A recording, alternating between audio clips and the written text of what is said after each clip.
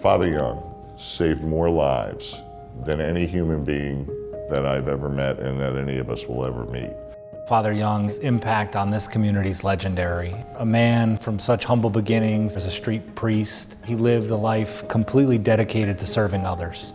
It is such an honor for us to be able to come together and recognize him at tonight's event. There was a strong stigma around alcoholism and addiction, which prevented people from accessing help and services. Father Young, he saw a promise where no one else recognized it. He was driven by that. He was in neighborhoods throughout the state, from Buffalo to Albany to New York City to the North Country, where many other government entities and treatment programs had given up and had walked away, but Father Young didn't. The programs he created at that time in history was phenomenal. Being able to relate to people who are dealing with an illness. Alcoholism is not a moral fault, it's not something to be incarcerated for, it's a disease. Treatment over prison added a level of compassion that was necessary to actually get people on the path to a successful outcome. Father Young understood that, especially in early recovery. There were basic needs that needed to be provided for. So he went beyond treatment programs and went into housing and went into feeding folks and went into employment programs. As a social worker looking at the model, it's a very holistic model. And that's the only way you're going to help somebody. Get them into a more stable environment, healthier relationships, the dignity of working, making your own money, an alternative to using a drug.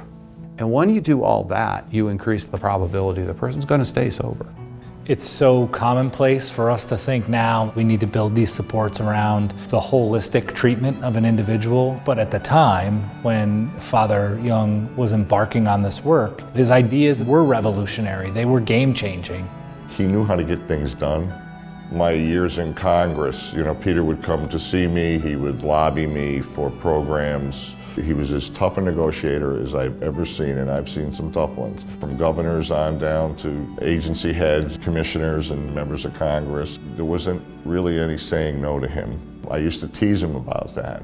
I used to say, for a Catholic priest, you're pretty ruthless. When it comes down to getting what you want, he used to chuckle at that. His sense of life, of worth, was really attendant to his ability to help people. From his days in his military service to the last days of his life, he was still serving people.